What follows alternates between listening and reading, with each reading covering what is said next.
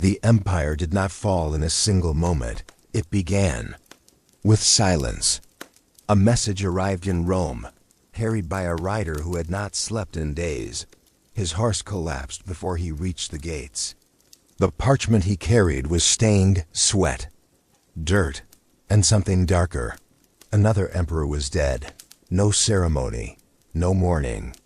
Just another name erased from power, as if it had never existed.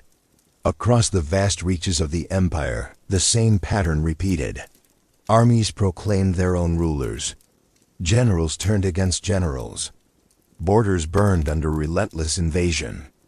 And in the streets of Roman cities, something far more terrifying spread unseen. Disease, famine, fear. The gods, some whispered, had abandoned Rome. Others said the empire was devouring itself. Within a single generation, more than 20 men would claim the title of emperor. Most would die violently, betrayed, assassinated, or abandoned by the very soldiers who raised them to power. Loyalty vanished, trust dissolved, and the idea of Rome, eternal, unbreakable, began to fracture.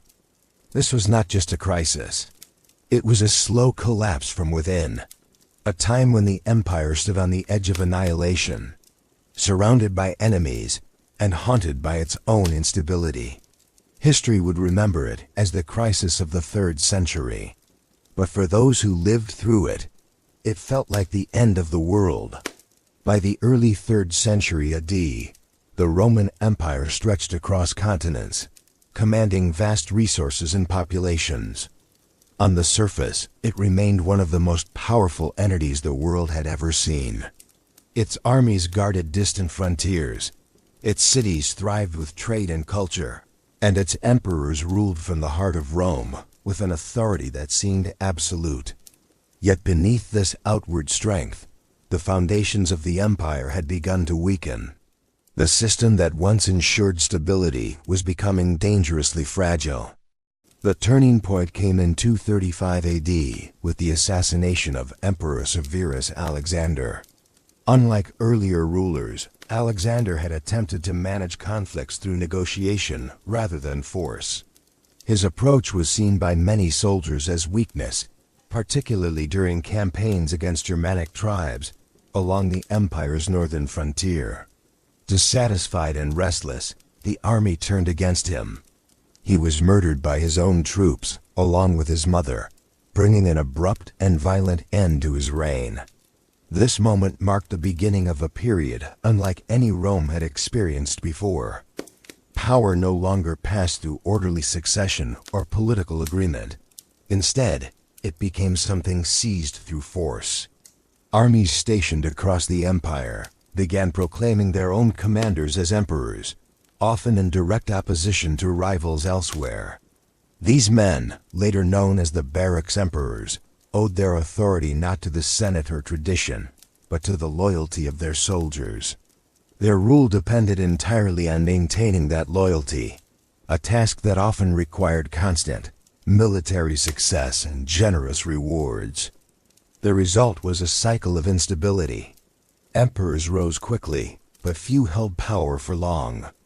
Many were overthrown within months, killed in battle or assassinated by their own guards. Each change in leadership weakened the continuity of governance, leaving provinces uncertain and vulnerable. The empire became a battlefield not only against external enemies, but within itself. As internal conflict intensified, pressure from outside grew stronger. Along the Rhine and Danube frontiers, Germanic tribes launched increasingly bold incursions into Roman territory. These were not isolated raids, but sustained movements of people seeking land and resources. Roman defenses, weakened by internal divisions, struggled to respond effectively. Cities that had once felt secure now faced the threat of sudden attack. In the east, a new and formidable power emerged, the Sassanian Empire. Under rulers like Shapur I, the Persians challenged Roman authority with unprecedented aggression. In 260 AD, they achieved one of the most shocking victories in Roman history. Emperor Valerian was captured during a campaign against Persian forces, an event almost unimaginable in earlier centuries. A Roman emperor, taken alive by a foreign enemy. Ancient sources describe his captivity in grim terms, portraying him as a symbol of Rome's vulnerability. Whether exaggerated or not, the psychological impact was immense.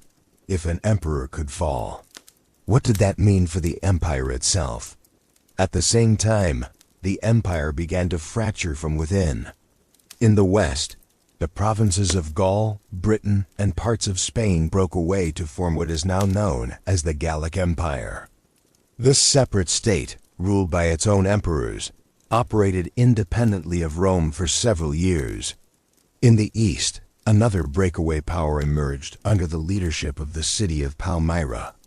Guided by figures like Zenobia, this eastern realm extended its control over large portions of Roman territory, effectively creating a rival empire. These divisions revealed the extent of Rome's internal weakness. The idea of a unified empire was being replaced by competing centers of power, each claiming legitimacy while undermining the whole. Economic conditions deteriorated alongside political instability. Continuous warfare drained resources, disrupted trade, and placed heavy burdens on the population. To pay soldiers and maintain operations, emperors increasingly debased the currency, reducing the silver content of coins. This led to rapid inflation, eroding trust in the monetary system. Prices rose unpredictably, making daily life more difficult for ordinary citizens. Markets struggled to function as the value of money fluctuated. In rural areas, farmers faced additional hardships. Invasions and raids destroyed crops, livestock, and infrastructure. Many abandoned their land, seeking safety within fortified towns or cities. This movement disrupted agricultural production, contributing to food shortages and further economic strain. As conditions worsened, the social fabric of the empire began to fray. Amid these challenges, another invisible threat spread across the empire: disease. The outbreak known today as the Plague of Cyprian ravaged populations during the mid-3rd century. Descriptions from the time speak of widespread suffering, fever, weakness, and death on a massive scale. Entire communities were affected. The workforce declined. Military recruitment became more difficult. Fear spread alongside the illness, deepening the sense that the empire was under siege from forces beyond its control. Religious interpretations of these events varied. Some saw the crisis as divine punishment. Others sought new forms of belief and protection. Traditional Roman practices, long tied to the identity of the state, began to lose their certainty. In this atmosphere of fear and uncertainty, alternative religious movements, including early Christianity, found growing numbers of followers.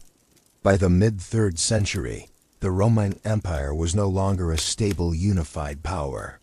It had become a fragmented, unstable system struggling to survive under constant pressure. Emperors rose and fell with alarming speed. Borders were breached. Provinces broke away. The economy faltered. Disease spread unchecked. For those living through it, the sense of crisis was not abstract. It was immediate, personal, and inescapable. And yet, despite everything, the empire did not collapse entirely. It endured, weakened, divided, but still standing. The question was no longer whether Rome was powerful. It was whether it could survive itself. By the middle of the 3rd century, the Roman Empire no longer resembled the stable world it once claimed to rule. Authority had become uncertain, almost fluid, shifting from one man to another with alarming speed. In distant provinces, loyalty was no longer tied to Rome itself, but to whoever could command an army and promise survival. The empire was not collapsing in a single catastrophic event. It was unraveling. In the west, the breakaway state known as the Gallic Empire had taken root.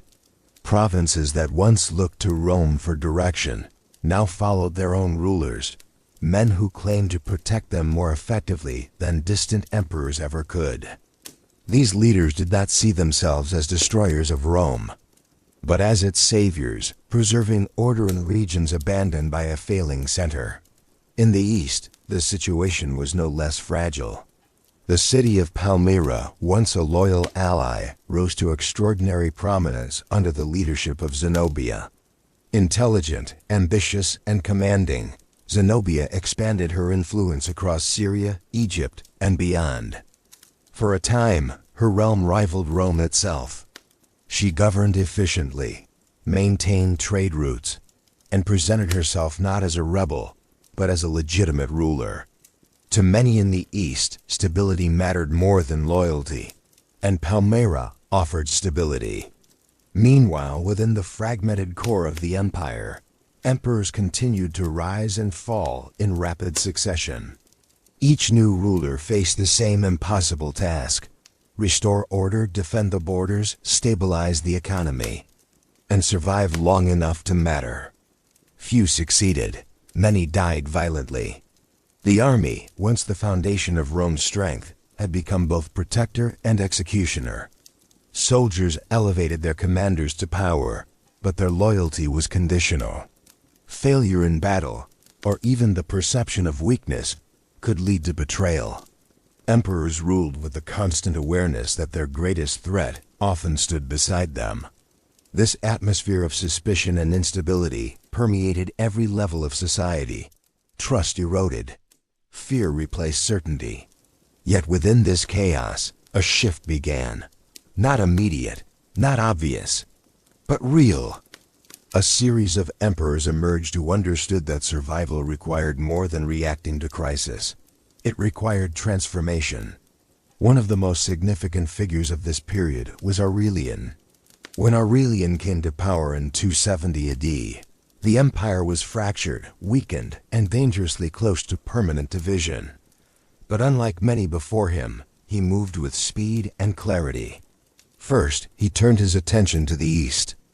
Zenobia's Palmyrene Empire had grown powerful, controlling vital territories and trade routes.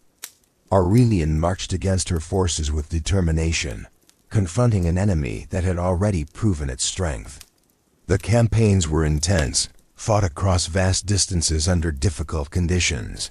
Eventually, Roman forces defeated Zenobia's armies. Palmyra fell.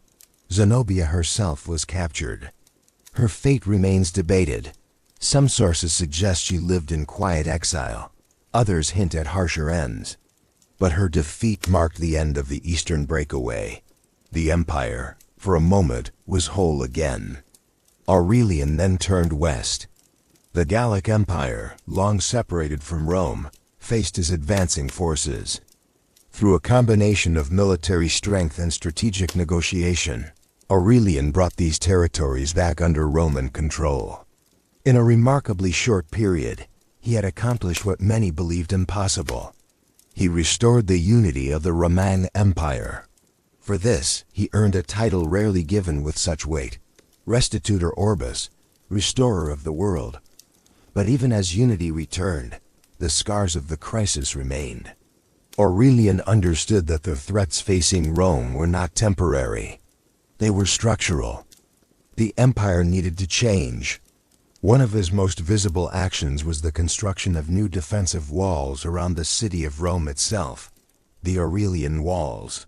For centuries, Rome had existed without major fortifications, its power considered protection enough.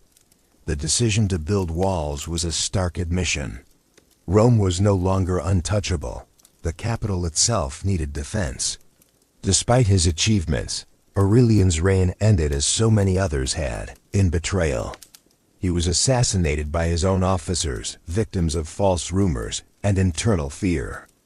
Once again, the empire lost a leader who had brought stability to the same forces that had once demanded it. The cycle continued.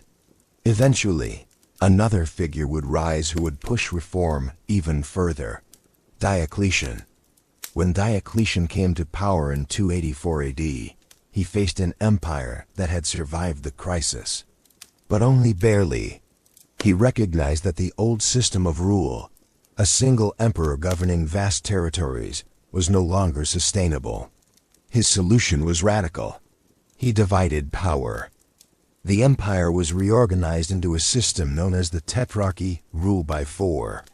Two senior emperors, known as Augusti, and two junior emperors, known as Caesars, governed different regions of the empire simultaneously. This structure allowed for faster response to threats and reduced the risk of sudden collapse if one ruler fell. It was an attempt to impose order on chaos, to control a system that had nearly destroyed itself. Diocletian also introduced sweeping economic reforms, attempting to stabilize the currency and control inflation. He reorganized the military, strengthened border defenses, and expanded the bureaucracy needed to manage the empire. These changes were not gentle. They were strict, demanding, at times oppressive, but they were effective. The empire began to stabilize, not as it once had been, but in a new form. Yet even as order returned, something fundamental had changed. The crisis of the 3rd century had shattered the illusion of permanence. Rome was no longer seen as eternal. It was something that could fracture, weaken, and nearly disappear. For those who lived through it, that realization could not be undone. The empire survived. That is what history tells us. It endured the invasions, the rebellions, the plagues, the endless cycle of emperors rising and falling in blood. It held together, just long enough. But survival is not the same as recovery. The crisis of the 3rd century left scars that could not be erased. It transformed the Roman Empire into something different, more rigid, more controlled, more aware of its own vulnerability. The reforms of emperors like Diocletian brought stability, but they also reshaped the empire into a system that relied on stronger authority and deeper control.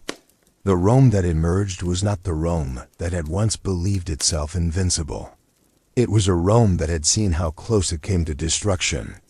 The memory of that fear lingered, in the walls built to protect the capital, in the divided structure of power, in the constant presence of the military. The crisis had revealed a truth that could never be forgotten, that the greatest threat to Rome had come from within. And though the empire would continue for centuries more, expanding, adapting, surviving in new forms, the fracture had already begun. A slow, irreversible shift. One that would echo through history long after the battles had ended. Because sometimes, an empire does not fall when it is destroyed. It falls when it realizes it can be.